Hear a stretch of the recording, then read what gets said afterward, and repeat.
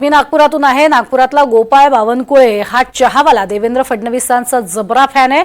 नागपूरच्या रामनगर परिसरात त्यांचा चहाचा स्टॉल आहे आणि या स्टॉलवर लावलेला फडणवीसांचा फोटो सगळ्यांचं लक्ष वेधून घेतो। आता याच गोपाळ चहावाल्यांना शपथविधी सोहळ्याचं सुद्धा निमंत्रण मिळाले। गोपाळ बावनकुळे सोहळ्या दिवशी दिवसभर येणाऱ्या पाहुण्यांना मोफत चहा वाटप करणार आहेत।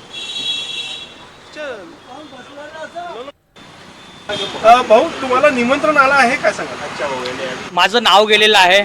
मला काल त्यांच्या कार्यालयातून फोन आलेला आहे की बा तुझं नाव शपथविधीसाठी पाठवलेलं आहे। मी म्हटलं बा माझं एक चहावाला आहे, माझं नाव कसं पाठवलं आहे?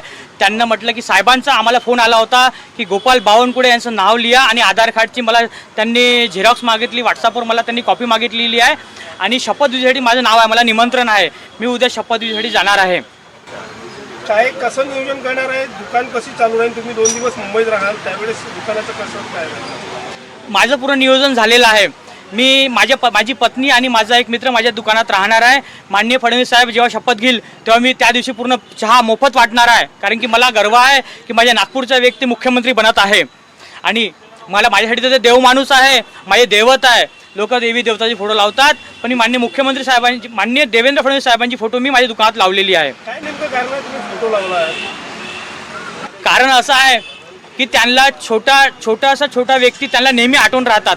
मी जर त्यांना कधी SMS केला कुठल्या कामाच्या किंवा काही बोललो तर त्यांचे हो, येस, नो मला उत्तर देतात आणि मी जेव्हाही त्यांच्या कार्यालयामध्ये कुठलं छोटं कोणाचे काम घेऊन जातो तर त्यांचं मला म्हणणं एकच राहते, हा बेटा गोपाल दुकान कसे सुरू आहे? म्हटलं साहेब खूप छान सुरू आहे। मागे मी जेव्हा दुकान ओपन केली, मला दुकान ओपन करायला 3-3.5 वर्ष झाले, तर एकदा ते चहा प्यायला आले होते। मधामध्ये एक त्यांचा नियोजन कार्यक्रम होता, ते चहा प्यायला आलेले होते।